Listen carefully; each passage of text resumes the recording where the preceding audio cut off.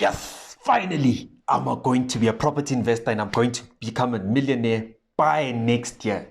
Relax. You need to know the fundamentals of what property investing is not. Okay, so can I actually invest in property without using any of my money? You need to stay tuned to this video to know what property investing is really not.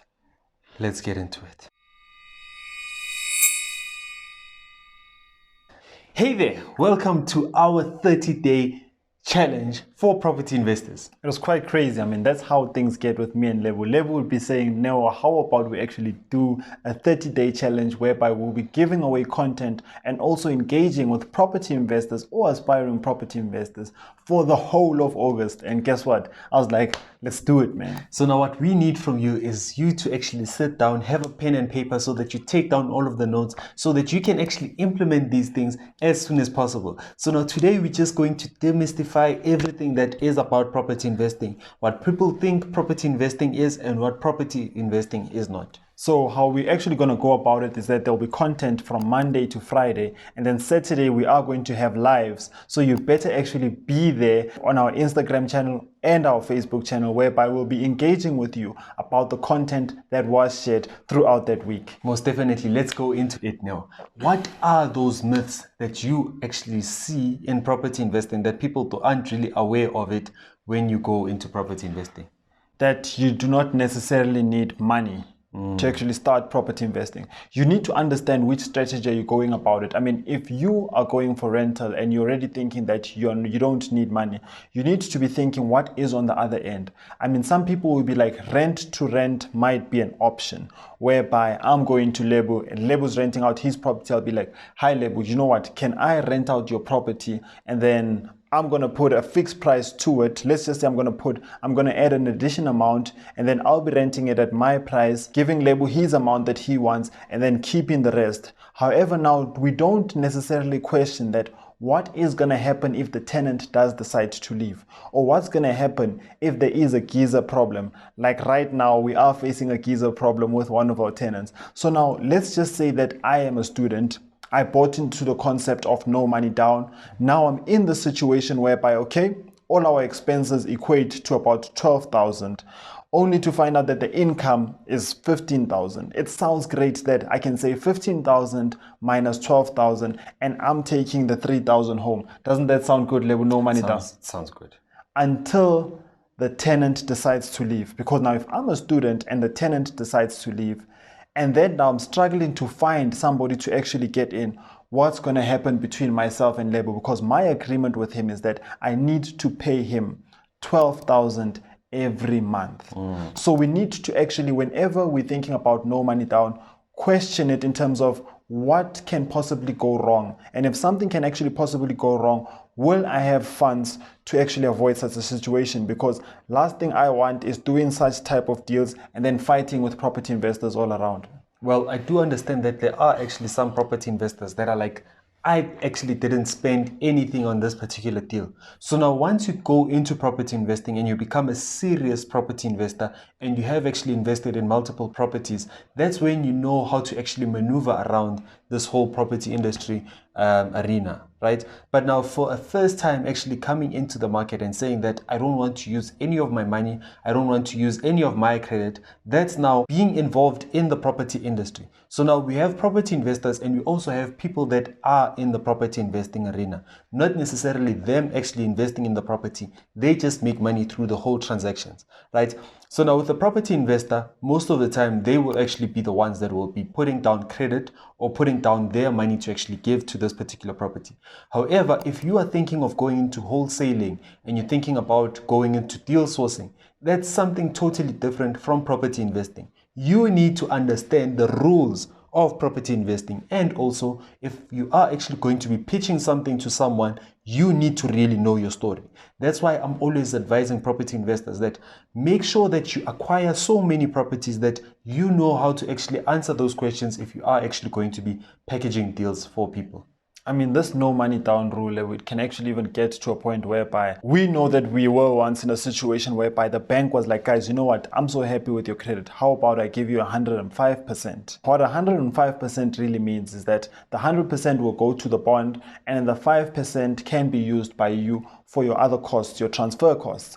So in that way, I cannot be coming onto YouTube and saying, guys, I went into a no money down deal, how easy it is. I know for sure that they will be looking at my track score in terms of credit. How have I been handling credit? That is why we're actually emphasizing that, guys, you need to actually know for sure that I'm treating credit good, I'm paying everything on time, and I'm actually not going against anything that will be hurting my credit score. So now let's go on to the second point. You are going to become a millionaire tomorrow.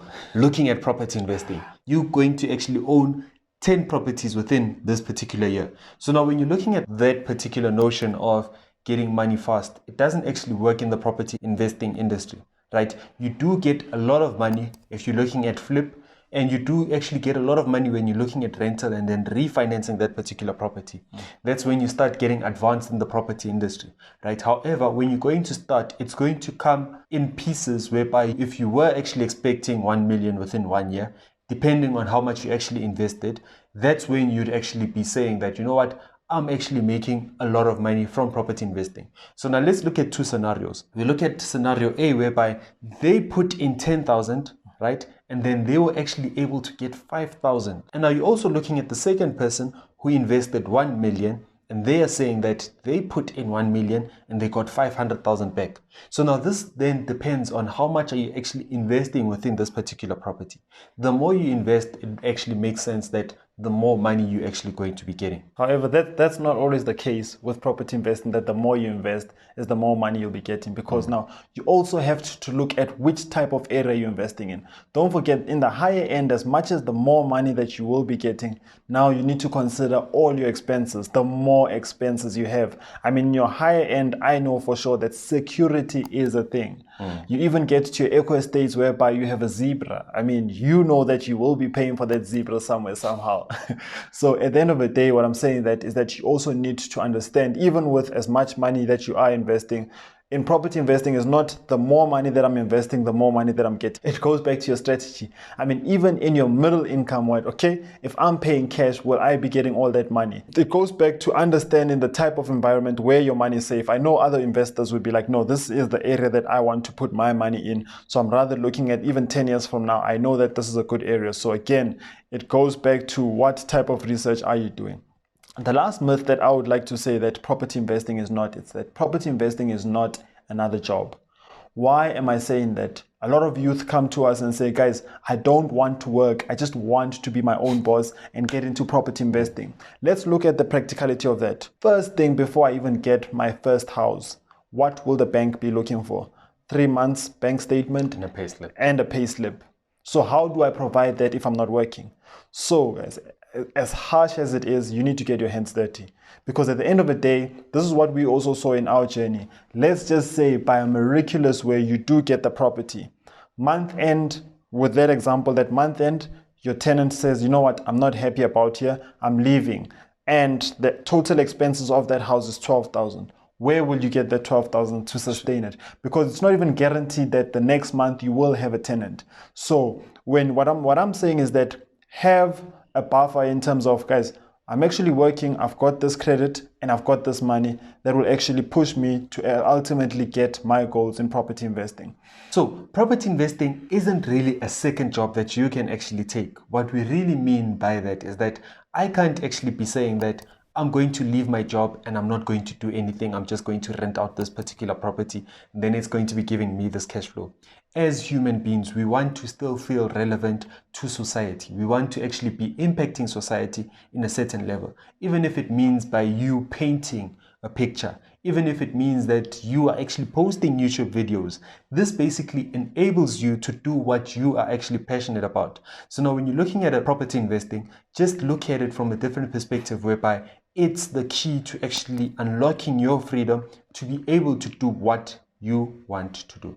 Ultimately, I remember even with the first time with us is that when we got our first property, we didn't necessarily understand what's happening. Imagine getting your first property and then you're like, yeah, now we're going to get busy. Only to find out that there's nothing to do. The tenant is happy, the house is in a good shape, everything is operating. So now we're like sitting there for the whole month.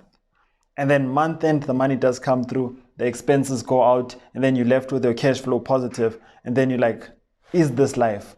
So now you can't be waiting. So I guess that's when we got the opportunity to start Non-Wealth. And then we actually developed Non-Wealth, whereby we are hosting live seminars, which you should actually be tuned so that you know when we're going next. And also we have a consultation side whereby we engage with property investors. If you are interested in terms of us sitting down with you and discussing property investing or assisting you in your property journey, we'd be more than happy to do that. Please hit the link below, which is Calendly. It will link you directly to the dates that are available so that you can book, and let's have a discussion about that. So going back is that when we're saying that it's not another job whereby it can't replace the job that you have right now, is that you need to understand that with property investing, it's an investment. It does say property investing. So what do we mean when we say investment? It means that you still have your job or you still have your business, and then you are taking your money, putting it into property so that you can ultimately, sustainably increase your cash flow to a point whereby I'm earning 10,000. And with these positive cash flows that I've been getting, let's say I'm earning 10,000 at work, with the cash flow that I've been getting from my properties, let's just say I'm getting on average 1,500 cash flow positive. I buy more properties until I get to 10,000. So now what basically happened is that I matched how much I'm getting from work with my properties. And that actually does put you at ease, because now you don't become frustrated to a point whereby, what if another national disaster happens? What will that mean for me? So now, if you do really want to become a property investor, make sure that you actually contact us as soon as possible. Hit the Calendly link below and we will actually be in contact with you. So today we've actually spoken about what isn't property investing. So tomorrow we're going to be speaking about what is property investing. Make sure that you tune in. Non-Wealth, signing out.